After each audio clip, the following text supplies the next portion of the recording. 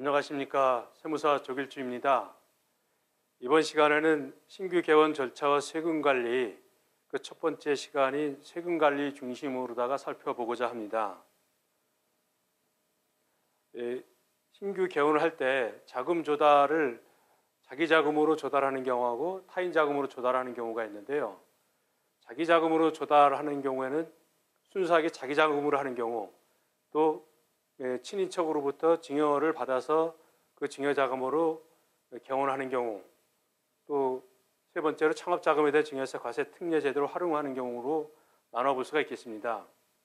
먼저 순수 자기 자금의 경우에는 이자 비용이 내가 내 돈으로 하니까 이자 비용이 절세 효과가 나타나질 않습니다. 그리고 내 돈으로 다른 데 투자해서 생기는 투자 수익을 반영할 수가 없어요. 이런 부분을 고려를 해서 자기 자금 투자를 결정을 해야 되겠고요. 그 다음에 자금 출처를 고려를 해야 되는데, 봉지기 시절 내가 받은 월급이라든가 아니면 그 전에 증여받은 증여재산, 이 부분을 가지고 내가 자금 출처가 완비가 됐다 그랬을 때 그 자금을 조달하면 되겠습니다. 그리고 두 번째, 타인 자금 조달에 있어서는 은행에서 빌리는 경우, 또 다른 개인한테서 빌리는 경우, 두 가지로 나눠볼 수가 있는데요. 은행에서 빌리는 경우에는 이걸 사업 용도로다가 사용하고자 내가 빌렸는데 이걸 사업 용도로 사용을 하면 그러면 그거를 비용 처리가 가능합니다.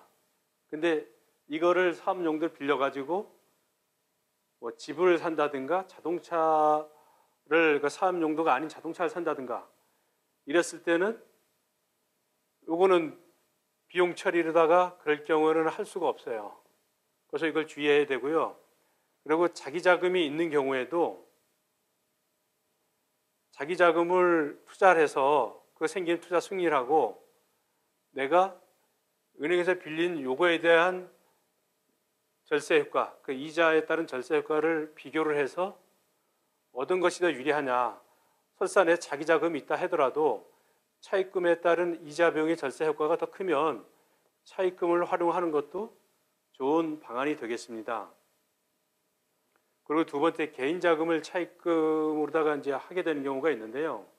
요거는 사실 세무서에서 별로 좋아하지 않는 방법입니다. 그래도 내가 만약에 그렇게 하게 된다 하면 소비대차 계약서를 해서 내가 돈을 빌린 그 계약서를 작성을 하고요. 그리고 또 장부 작성을 해 놓습니다. 그 다음에 동시에 이제 이자 소득세를 원천 징수하고 그거를 세무서에 신고를 하게 되면 그 이자 비용에 대해서 절세 효과 또는 그 비용 처리가 가능하겠습니다. 이러한 요 절차가 사실 쉽지가 않습니다. 그래서 세무서에서 별로 좋아하는 방법은 아닌데 그러다 보니까 대부분 금융기관 차입으로 하게 되지만 그래도 필요하면은 해야 되겠죠. 그럴 경우는 이런 것들을 받고 또 이제 이 계약서라든가 이런 것들은 또 공증을 많이 받기도 합니다. 그러니까 이런 방법을 활용하는 게 방법이 되겠고요. 그리고 좀 전에도 자금 출처에 대해서 말씀을 드렸는데 이 개원과 관련해서 들어가는 모든 비용들에 대해서는 내가 자금 출처를 나온다고 생각하고 준비를 해야 되겠습니다. 그렇지 않게 되면은 증여세 부담이 발생될 수가 있어요. 일례로 저희 그 기장거래처 사장님이신데 이 자금 출처를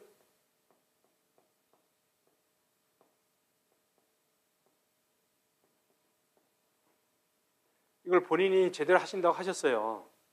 어떤 빌딩을 사셨는데 본인이 자기는 문제 없다고. 그래서 제가 물어보다가 어느 정도까지만 물어보고 가능하면 대출로다가 많이 메꾸고 그 나머지 현금으로 하는 것도 명확하지 않으면 더 대출로 메꿔라 이렇게 하셨는 제가 말씀을 드렸는데 그 사장님이 자기 자신 있다고 해가지고 빌딩을 사셨어요.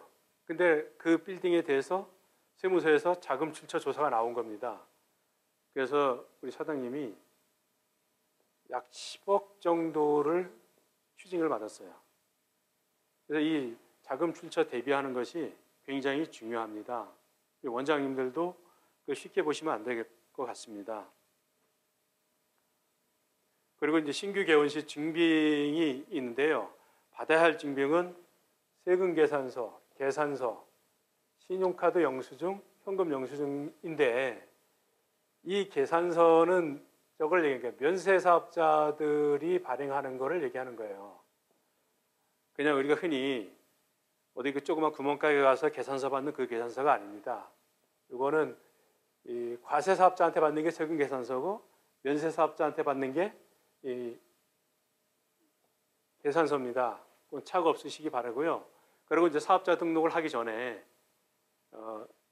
세금계산서를 주고받을 때는 주민등록번호로 해서 받을 수가 있어요.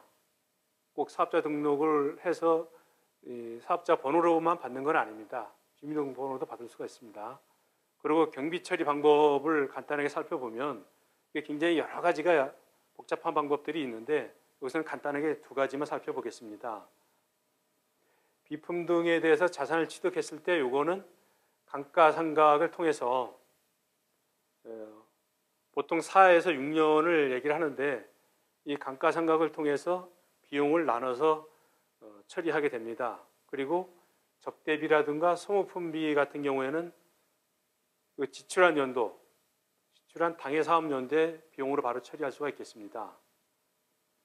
그리고 이제 부가세 환급을 살펴보면 우리 대부분의 그 일부 뭐 성형외과나 이런 데 빼고는 대부분 면세사업자인데 우리 병의원들이 여기는 면세사업자들은 환급은 안 돼요. 대신에 부가세는 소득세 신고할 때 경비로다가 인정을 할 수가 있습니다. 그리고 사업장을 임차했을 때 이제 두 가지를 크게 한번 살펴보고자 합니다.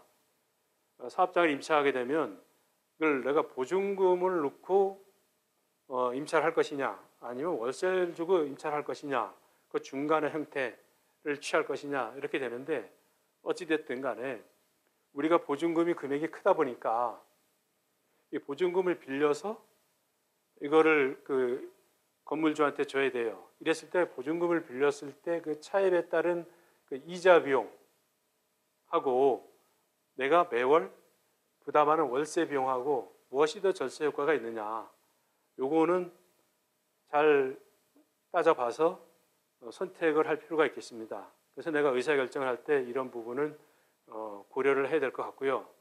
그리고 특수관계자, 뭐 부모님이라든가 뭐 부인이라든가 이런 분들의 그 건물을 내가 임차를 해서 사용하게 될 경우에는 이 임대료 책정에 주의를 해야 됩니다. 뭐 무료라든가 너무 낮다든가 너무 높다든가 이랬을 때 세무서에서 그 부분에 대해서 이것이 무엇이냐 하고 과세를 할 가능성이 높아요. 그래서 이때 임대료 책정을 어떻게 해야 되느냐.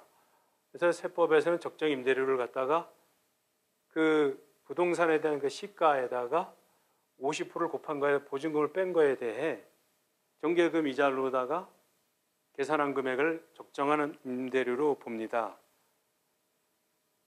그리고 인테리어 관련해서 우리가 이제 병원을 새로 개원하게 되면 인테리어를 굉장히 신경을 쓰게 되는데요. 굉장히 큰 사업이죠. 이거는 이제 인테리어 설치하고 그 다음에 사용을 하고 그 다음에 이거를 이제 폐기를 하거나 이제 새로 리모델링을 하거나 이런 절차를 밟게 되는데 인테리어를 이제 설치를 하게 됐을 때는 당연히 계약서를 작성을 하시는 게 좋겠고요. 그 다음에 세금 계산서를 받는 게 좋겠습니다. 그리고 부가세 과세되는 업종 같은 경우에는 우리 이제 뭐 성형외과라든가 이런 과세 업종은 그 과세 비율만큼 환급도 가능합니다. 근데 이제 이게 대부분의 면세 사업자다 보니까 이 환급이 안 되다 보니까 세금 계산서 없이 인테리어 사업자하고 이제 이렇게 둘이 합의하에 어떤 그 처리를 하는 경우가 있어요. 그래서 돈은 나갔으니까 이제 자산 처리는 하고 그리고 요거에 대해서 이제 감가상각을 하는 그러한 경우가 있는데 요거는 좀 논란의 여지가 있습니다. 세무조사가 나왔을 때 이게 늘 근거가 뭐냐 라든가 어떤 그 부정적인 시각이 강해요. 그래서 이럴 경우에는 세금 계산서 없이 인테리어 공사할 때는 경비 처리는 일단 가능한 건 맞습니다. 이때 계약서 꼭 작성하고요. 거래 명세라든가 이런 거래를 증빙할 수 있는 것을 반드시 확보를 해놔야 됩니다. 그리고 여기도 이제 대금을 지급하게 되잖아요. 그러면 그거 대금 지급을 온라인 송금으로 반드시 하세요. 그리고 그 받는 사람에 대해서 인적사항을 가능하면 많이 확보를 해 놓으시면은 나중에 조사가 나와도 큰 탈이 없겠습니다. 그리고 두 번째 이제 인테리어를 하고 개원해서 이제 사용하게 되는데 이때 자신의 병원에 맞는 감가상각 방법을 이제 선택하는 게 필요하겠습니다. 정률법으로 할 것이냐, 정액법으로 할 것이냐, 또 기간은 어떻게 할 것이냐 이런 거는 이제 원장님하고 또 그 담당 세무사하고 잘 협의를 해서 그거에 맞는 방법을 찾아야 되겠습니다. 우리가 이제 그 인테리어를 해놓고 이렇게 사용하는 기간 중에 추가적으로 어떤 공사를 하게 되죠. 이럴 때 그 추가 공사비는 기존의 그 취득가액에 이게 이제 취득가액에 포함을 해서 남은 기간 동안에 감가상각을 해서 비용 처리하는 그런 절차를 거치게 됩니다. 그래서 이제 흔히 우리가 이렇게 병원의 감가상각 제도를 간단하게 살펴보면 4에서 6년간 정률법을 많이 활용을 합니다. 조기에 상각을 해서 이익을 많이 낮추고자 하는 거죠, 초기에. 또는 이제 정액법으로도 가능합니다. 그래서 이제 조기에 상각 시에는 가장 빨리 할 수 있는 게 보통 이제 4년이고 그 정률법이에요. 이러다 보니까 개원 초기에는 이익률이 굉장히 많이 하락하게 됩니다. 근데 이게 이제 꼭 좋으냐? 이 부분은 저의 경우는 좀 의문점을 갖습니다. 왜냐하면 감가상각을 초기에 많이 하게 되면 이 감가상각 비용이 예를 들어서 100만 원이다 그러면 초기에 이익률이 낮아가지고 6% 구간에 해당이 됐다 하면 그 100만 원에 대해서 6만 원의 혜택분이 없는 거예요. 근데 만약에 정액법을 해가지고 그 100만 원에 대해서 그때 적용되는 그 이익률이 굉장히 높아가지고 소득 구간율이 예를 들어서 38%짜리 구간에 해당이 된다. 그럼 그 100만 원에 대해서 38만 원의 절세 효과가 나타납니다. 그래서 이 조기에 빨리 상각을 하는 것이 이게 꼭 좋은 건 아닙니다. 그래서 이거는 이제 고민해서 아까 그 세무사님이랑 잘 합의해서 좋은 방법을 찾아서 하는 것이 좋을 것 같습니다. 그리고 이 평준화를 희망할 때는 5년으로다가 또는 6년 또는 4년으로 이렇게 정액법으로 나눠서 하는 방법이 있고요. 그리고 감가상각 방법을 이제 선택하는 것은 처음 소득세 신고할 때 세무서에 이제 신고를 하시면 되겠습니다. 이번 시간은 이제 여기까지 마무리하는 것으로 하고 다음 시간에 찾아뵙겠습니다.